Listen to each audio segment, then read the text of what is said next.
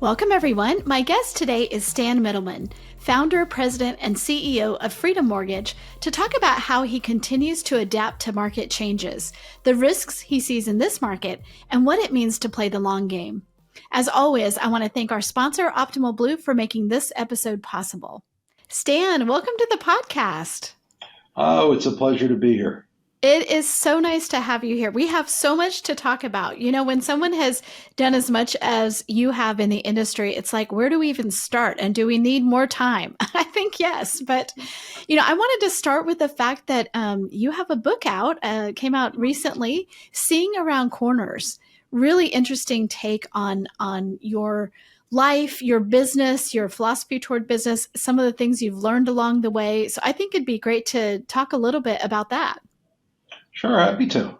Okay, well, let's start. Okay, so first of all, you got your start in Philadelphia selling souvenirs for the 1976 bicentennial celebration. And I have to tell you, I was in Philadelphia in 1976 buying those souvenirs because my dad was stationed in Pennsylvania at the time. And so I was a kid and we went there. So maybe I bought souvenirs from you. Oh, how nice. I loved the bicentennial. Many people will not know what that was like, but it was such a fun year, a celebration of our country for the whole year. It was, and it was really crowded, and lots of people came, and tourists came on buses and unloaded and took in all the sights and attractions, and it was really a nice place to be, and there was a pretty good time had by all. I love it. No, I felt that way too. Well, the book's title is Seeing Around Corners. How do you feel like, obviously that's giving people insight into what they need to know next, but how do you feel like you have learned how to see around corners? So I don't know that it's as much seeing around corners as it is being prepared and sensitive and aware of your environment, and understanding where things are going and how things work. So in every walk of life, if you study hard and you understand your business and you understand the world that business lives in, you come to understand that there are certain things you can control and certain things you can't control. And understanding where the things that you can't control are going gives you a better context as to how you can manage your business to be successful within the environment that you're living. And I think being sensitive and aware of that environment is really important. And understanding how things work. I think when I look back on my career, probably a salient moment was my opportunity to watch Paul Volcker, who was the former chairman of the Fed, give a talk at the Waldorf Astoria in New York in the early 1990s. And one of the things that he talked about was the dual mandate of the Fed and how their job was to keep inflation under control and the country at full employment, and that was their responsibility to do those two things. And it was that understanding that led me to understand directionally how interest rates would go, which put me in a position to understand and expect when interest rates would go up and when they would come down, and what the forces were that were driving them up and driving them down, and what the behavior of the Fed would be. And having that understanding really made it easier for me to lean in or lean out of an environment that I was doing business in. And it allowed me to leave money in my business and grow my business based on the opportunities in the business. So it leads us into the real fundamental baseline philosophy is that I think that success is cumulative. And therefore, if you're taking out all of your success, all of your capital, every time you earn it, it doesn't get the opportunity to compound and grow. and it doesn't get the opportunity to lead you into the next level of opportunity that's in front of you, because there's barriers to entry and there's gates that you have to pass through. And if you haven't accumulated a certain amount of value, you don't qualify to move to the next round. And kind of works like a video game where you're collecting tokens and you're trying to move from this level to that level. And I think that if you think about success as being cumulative, that when you take money out of a business, that you are being the opposite of creating success. So you may have had achievement without accumulating success. And I think success is the accumulation of achievements. Well, so you founded Freedom in 1990. So between 1990 and now, there is a lot of things that happened that could have meant you needed to or wanted to take money out of the business. So how did you practice what you're talking about right now through some of those cycles? Well, sometimes you had to work twice as hard to lose half as much. And that was just the truth. When there's not much business to do, you have to be prepared to not do business just as well as you need to be prepared to do business. So when we think about, particularly in the mortgage business, since that's where my experience is, the different cycles and the different risks that we have to manage. We have to manage operational risk, which we just did, where volumes are at one point and they reduce, and you need less personnel to get the required amount of work done, because at the end of the day, you don't go broke making a profit. So you have to make sure that you're making a profit. So sometimes you have to adjust your operations, and it can be challenging, but you have to be prepared to operationally adjust to conform to the operational risks at hand. One of the risks that we just recently faced was interest rate risk. And when interest rates rise, that creates certain risks that you don't face when interest rates fall, which create other risks.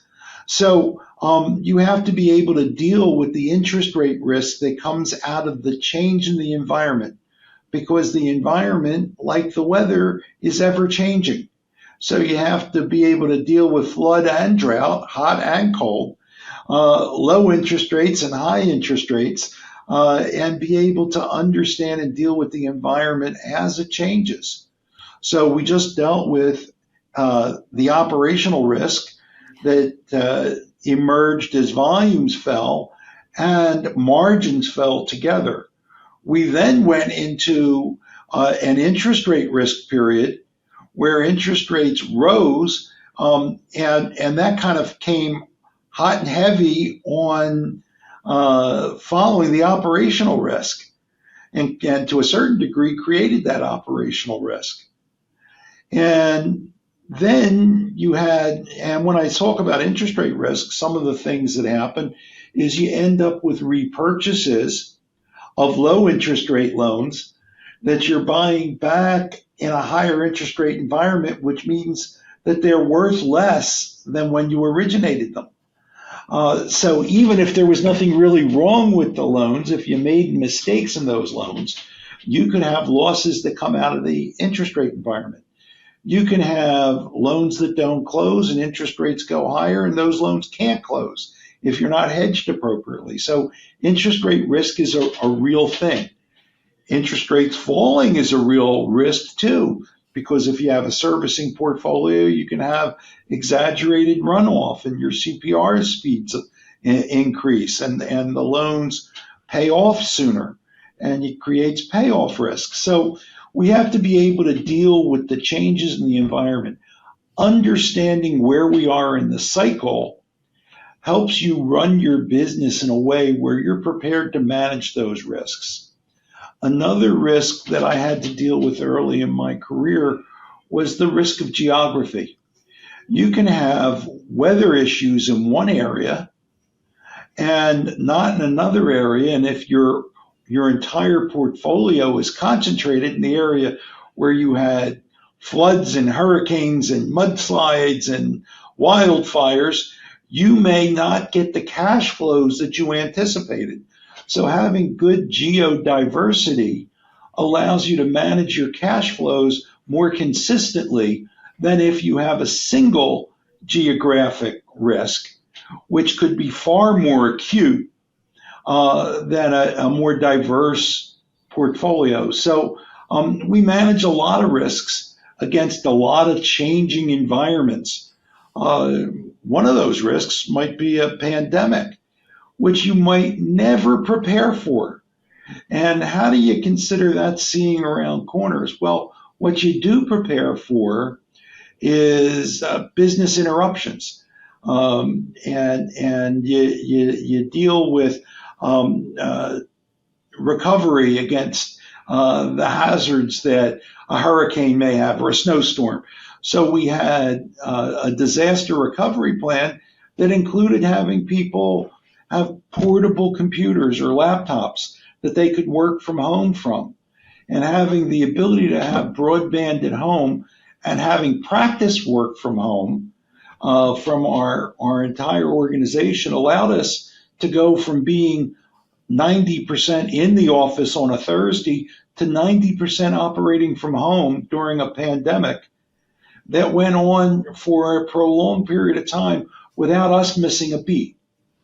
So that's seeing around corners, right? And that's being prepared and expecting issues that may not appear to be issues on any given day. Yeah, no, that's pretty incredible. At what point had you started preparing for that sort of like weather risk or whatever with, people practicing working from home? Was it, around the same time as the pandemic? Was it way before that? Oh, we started years before that. We've been experimenting with that for years and years, for snowstorms, for electrical outages, Mm. for thunderstorms that knock out electricity, for cable outages. Somebody said, your cable company is digging in the street and they hit your telephone line. There's lots of ways if you have a concentrated sales force to knock that sales force out. So having managed call centers, we wanted to be able to be in a non-concentrated environment where we had lots of places to call from or take calls into rather than just a single site. So one of the things that we've done, we had redundant sites, and then we had redundant telephone lines. But as internet emerged as a real option, we ended up with literally thousands of redundant facilities at each person's home. And that gave us a tremendous capability, and it wouldn't have been possible without broadband being widely and universally used. And we kind of grew into that as broadband expanded. So let me ask you this: we're in, you laid out some of the challenges of our current market, and the current, cycle that we're in. What does it look like in this market to focus on the things that you can control, and and make a difference there? Well, you can know you're making a profit by keeping your expenses below your income, right? So you can control that. And I think most people have gotten to that point today. You can't control volumes and you can't control margins to a fairly large degree. But you can control revenue streams and diversify. So one of the things that we did was, coming into this part of the cycle, we grew our servicing portfolio. Over the last year, we went from $450 billion of MSR servicing in our servicing portfolio to 650. So we grew significantly, thinking we were in a higher interest rate environment and that those cash flows would be more reliable longer. And that's looking like that was a pretty good idea, especially with the new administration. And we're thinking we're going to have higher interest rates for a little while. So we were able to secure larger cash flows in a different way than through just originations.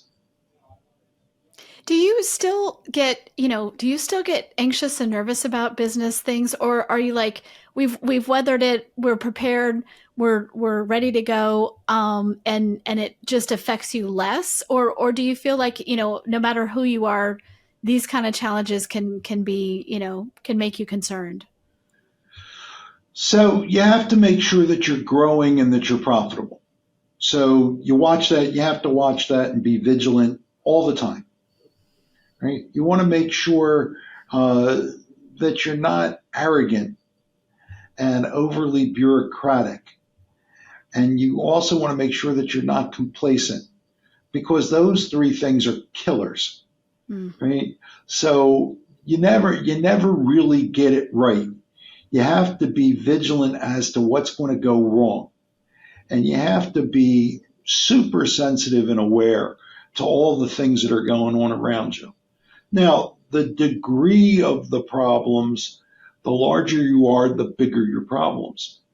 So the more severe and the more alert and the more you have to be in tune to what's happening to avoid larger problems. But the reality is small events don't impact you.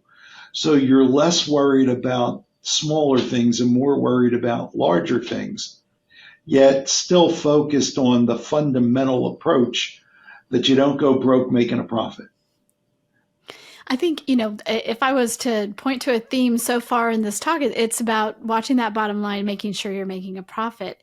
Has it surprised you over the last, say, 5 years, especially, like how many lenders maybe aren't focused on their bottom line? Well, I don't know that it's that they're not focused or they don't care. It's that they haven't prepared.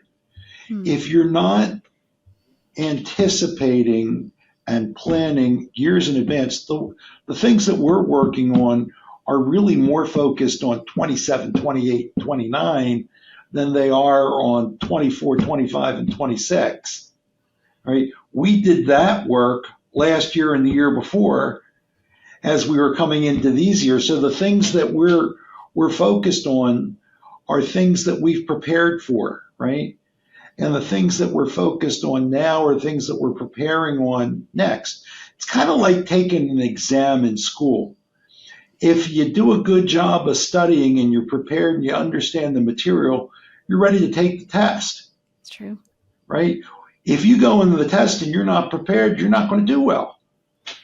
So you have to be prepared and you have to understand what it is you have to understand. If you studied a different subject for the test that you're taking, you're not going to do well in this test. So you have to kind of know what's on the test. How do you think about technology and the promise versus the reality of how that has lowered costs for lenders? So technology is a terrific thing and it's extraordinarily important. But technology is a tool. And I think people look at technology as a way, and it's not a way, it's a tool. So I think of technology as a tool for process improvement. So if you say your job is to deliver great customer experience, technology is a tool to help you improve your processes to do that. Technology doesn't deliver a great customer experience. Your process delivers a great customer experience. Technology boosts your process to allow you to provide a great customer experience. And I think sometimes people confuse process with technology. And they think that technology is a substitute for process, where I really see technology as a tool to enhance process. And I think that understanding has served us well and allowed us to invest more wisely. But I don't think anybody really gets it right Right. because you want to improve process and you don't always improve process, Even when you're trying really hard, right? even when you're trying really hard. When you look at 2025 and, you mentioned the election, most people expect maybe less regulation, or enforcement, let's say, but the problem is, you always have that look back period in mortgage. So, I'm not sure that you can really ever go, oh, we can throw off that shackle. Now we can just do this. I mean, does it really change that much for you if you think about the way the enforcement's going to go? So regulatory risk or compliance risk is also very important. That's also on the risk dial, and it moves up in importance based on change. So you'll find that regulatory risk comes from sloppiness and it comes from change. And it can come from either one independently of the other. So if the amount of work that you're doing causes inadequate change in the business to support it, then you're going to create regulatory risk that you otherwise wouldn't have had.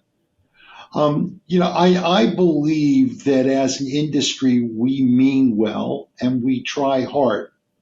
However, we may not be staffed appropriately to deal with the risks of the changes in our volumes because we're so focused on that P&L that our focus on the P&L, when we do well, we kind of fall behind in the regulatory world because we live in a volatile environment. Because the big secret in our business is that we're interest rate sensitive. So sometimes you're making choices in that operational risk world to create the profit and loss that's leaving you exposed to a regulatory and compliance shortfall. And you have to understand that when you're busiest, you're creating the most compliance risk. When you're the least busy, you're creating less regulatory risk. So you want to be able to, and there's a lag between the time you're less risky and that regulatory risk surfaces. But the risk arose from the busy period. So you have to be able to address that risk theoretically in advance when you're slow so that when the volumes increase, it plays into the group that you've created to manage that risk. So we're building our regulatory and compliance group much stronger now when we have less risk, so that when we get busier, we won't have to deal with the fallout from not being staffed appropriately when we were slower. Interesting. Yeah, I mean, it's sort of And a it's completely counterintuitive. right. And you end up, it's easy to get, and we've gotten caught in this trap. That's why I'm speaking from experience. It's easy to get caught up in a situation where you're so worried about your expenses, you're not putting enough time and energy and effort and money into preparing for the next onslaught that'll prepare you to deal with that regulatory and compliance risk. And it's an imperfect science. And by the way, the rules move. And the rules that you prepared to follow may not be the rules that you face. But the size of your staff and the preparation of that staff really is important to manage the activity so you have less exposure. You can't eliminate the exposure, but you can eliminate the amount of exposure. I think it's so interesting, just talking to you, it's obvious you have played and are playing the long game, right? You're not in this to get out soon. You've obviously already been in this business for 30 years, doing so much here. When you look back, if you could give yourself advice in the first 5 years of running Freedom, what would you tell yourself? I don't spend too much time looking back because one of the things that happens is when you fall down and skin your knee, the blood runs out of your ears and you hear better. And you're better prepared to learn the lessons of your failures than you are of your successes. So I'm not sure that I would change any of the failures, because most of the failures that we suffered in those earliest years trained us to deal and avoid those failures in the future. And if you didn't make those mistakes at a small scale and you made those mistakes at a large scale, probably would put you out of business. So I'm grateful for the opportunity to have failed so often early in my career, and having the small mistakes that I made, that I'm not sure that I would correct them. I think I would continue to try and learn from the things that I do wrong, and I try and do that today as well. I just try and keep the things that we do wrong small and to learn well from them. And I think that's important. So that's kind of a formula, right? And if you think of the formula would be plan, act, react, and then review. Okay, so you are, you bought the Philadelphia Phillies not that long ago. What has buying a sports team, what has been being a sports team owner taught you that surprises you? Well, I'll tell you, it's interesting, and here's what's really interesting that I didn't know on the way in, and that I know today. Uh, I'm used to being in control and to be the last voice, the arbiter of outcomes. And I'm a minority holder of the Phillies, and I am not the CEO, and I'm enjoying not being the CEO.